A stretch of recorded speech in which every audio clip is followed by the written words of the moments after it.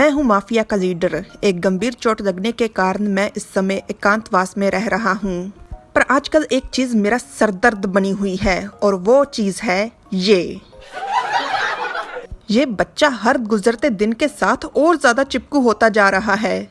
ये बिल्कुल भी नहीं सोता। कल रात सारी मैं जागता रहा हूँ क्योंकि ये चाहता था कि मैं इसके लिए कहानियों वाली किताबें पढूं। और अब जब ये आखिरकार सो गया है तो कहाँ सोया है? मेरे ऊपर। जब ये जगा होता है तो बहुत शोर मचाता है और अब जब ये सो रहा है तो कितना बेवकूफ लग रहा है। पर जो भी हो, अच्छा यही होगा कि अगर मैं इसे ना ही जगाऊं तो मैं धीरे से इसे हटा देता हूँ।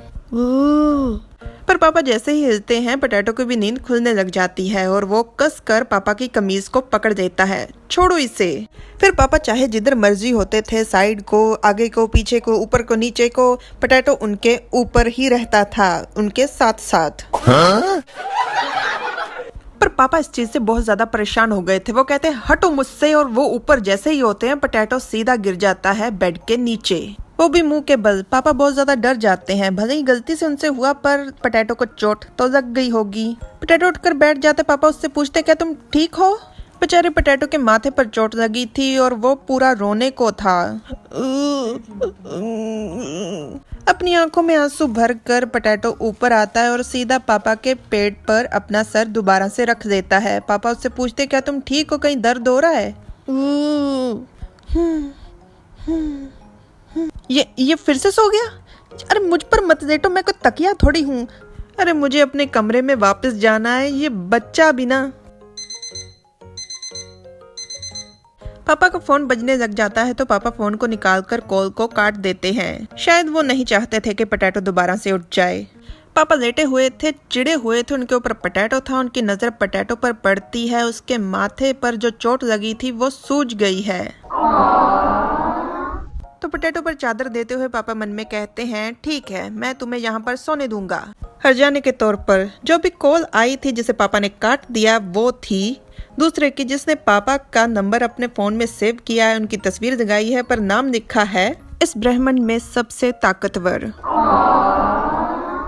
पापा ने फोन नहीं उठाया इसलिए दूसरा थोड़ा उदास हो जाता है। वो मन में कहता है उन्होंने मुझे वॉइसमेल भेज दिया।